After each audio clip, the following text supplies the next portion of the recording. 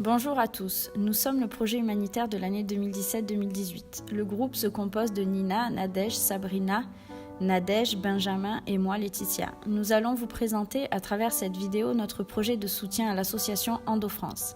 L'association a été créée en 2001, c'est la première association de lutte contre l'endométriose en France. Il faut savoir que cette maladie gynécologique chronique touche une femme sur 10. Malheureusement, l'endométriose est très peu connue des femmes. L'objectif premier de l'association est donc de militer pour faire sortir la maladie de l'ombre. 2 personnes de notre groupe étant atteintes de cette maladie, il était donc évident pour nous de soutenir l'association Endo-France. Notre objectif est d'avant tout de sensibiliser les femmes afin qu'elles puissent connaître cette maladie et donc favoriser un dépistage dès le plus jeune âge. Nos actions ont été menées en plusieurs temps. Tout d'abord, nous avons pris contact avec la présidente de l'association, Yasmine Kando, pour que notre démarche soit en totale adéquation avec l'esprit d'Endo-France. La présidente nous a expliqué que nos actions seraient essentiellement axées sur la communication, avec toujours une personne de l'association. Nous avons participé à la première marche mondiale contre l'endométriose qui avait lieu le 24 mars 2018 sur le Vieux-Port à Marseille. L'adjoint au maire de la ville de Marseille et divers journaux comme La Provence, La Marseillaise et la chaîne télévisée TF1 étaient présents en vue du reportage qui sera diffusé sur l'endométriose le 14 mai. Nous avons pu rencontrer la présidente Yasmine Kando ainsi que la marraine de l'association Laetitia Milo, personnalité connue grâce à son rôle dans Plus belle la vie. À la fin de la marche, plusieurs médecins sont intervenus ainsi que Laetitia Milo qui a fait un discours très émouvant en relatant son parcours personnel. Aujourd'hui, on est le 24 mars, journée mondiale de l'endométriose dans le monde. Ça nous concerne tous, ça nous concerne. Pour la première fois, une marche a lieu sur le Vieux-Port, à Marseille. Il faut tenir le coup parce que des miracles comme ça qui arrivent. Et ça, pour moi, c'est une victoire. Ça prouve qu'on n'a pas mené le combat pour rien. Aujourd'hui, on serait entre 4 et 5 millions de femmes atteintes en France. C'est important, ce genre de manifestation, pour que les gens connaissent l'existence de cette maladie. Parce que c'est vrai que tous les médecins n'ont pas réalisé le fléau que représentait cette maladie. Les médecins sont là, c'est vraiment, nous sommes vraiment ravis. Avec Yasmine, on organise cet événement depuis plusieurs mois déjà. Alors ça fait vraiment plaisir de voir que les gens sont nombreux à avoir répondu présent. Je suis vraiment très fière qu'Endo-France t'ait comme marraine. Merci. Tout ce que les femmes ne pouvaient pas dire, tout ce qu'elles vivaient en silence, toi tu l'as mis au jour. Donc merci pour ça du fond du cœur.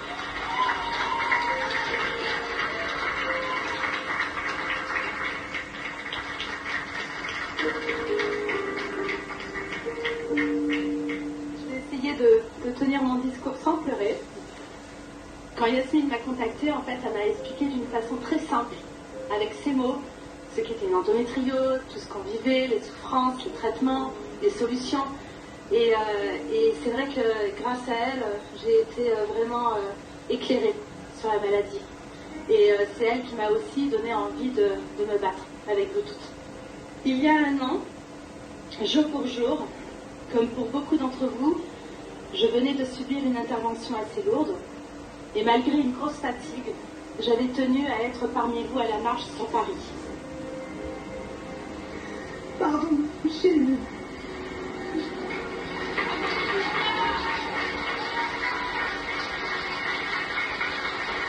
C'est pour cela que j'ai tenu à être là malgré ma toute récente opération.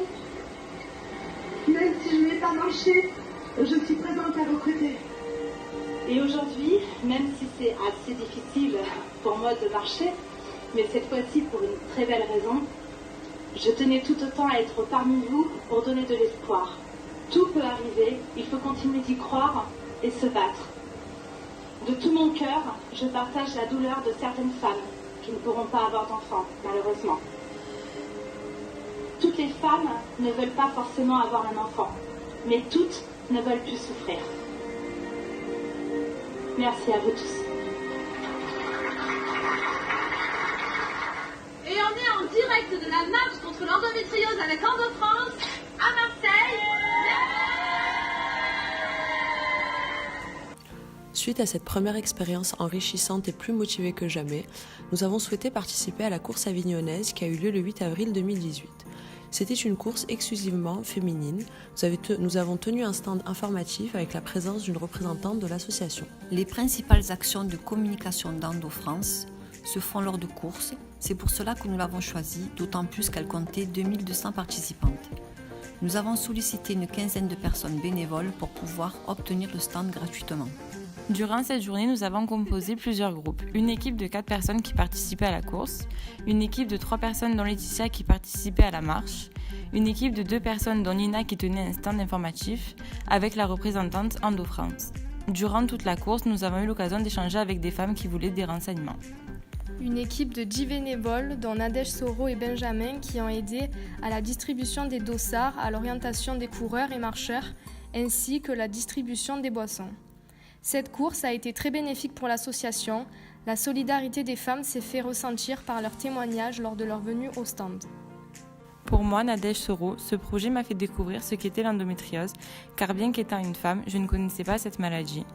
Ce projet m'a appris à travailler en équipe, de partager avec des personnes atteintes de cette maladie, de découvrir leur quotidien, puis d'aider lors d'événements à toute la préparation. Pour moi, Nadège Ferrero, bien que n'étant pas personnellement atteinte par cette maladie, en tant que femme, je me suis sentie touchée et j'ai décidé de mêler ma voix à celle des femmes qui souffrent pour qu'elles puissent se faire entendre. J'ai découvert une maladie que je connaissais très peu et l'importance des associations. Mon regret, c'est de ne pas avoir eu plus de temps pour pouvoir m'impliquer davantage.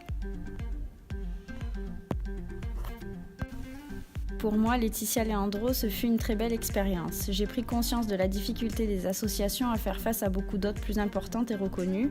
Endo-France, en plein développement et donc a besoin de beaucoup de bénévoles. La présidente Yasmine Kando est une femme engagée, disponible et à l'écoute. Grâce à ce projet et aux liens que j'ai pu nouer avec Yasmine au travers de nos différents échanges, je me suis engagée à rejoindre l'équipe de représentantes d'Endo-France à partir du mois de septembre. Il faut poursuivre ces démarches car les associations ont besoin plus que jamais de bénévoles. Je voulais donc proposer à la prochaine équipe de licence Pro Mafico de choisir le projet humanitaire et de sélectionner notre association dans le but de poursuivre les actions que nous avons menées. Pour moi, Nina Esposito, ce projet a été bénéfique sur plusieurs points. Tout d'abord, à titre informatif, cela m'a énormément apporté car je ne connaissais pas du tout cette maladie, ses symptômes et ses conséquences. La maladie touchant seulement les femmes, je me suis sentie d'autant plus concernée. Un autre point important, ce sont les rencontres que j'ai pu faire tout au long de nos actions menées, tous les bénévoles atteints de cette maladie et leurs familles qui s'impliquent de manière remarquable pour que la maladie sorte de l'ombre. Grâce à ce projet, j'ai l'impression d'avoir contribué à aider ces femmes en faisant connaître leur maladie. C'est un aspect valorisant et enrichissant pour moi. À l'avenir, j'aimerais faire perdurer ces actions bénévoles et nécessaires.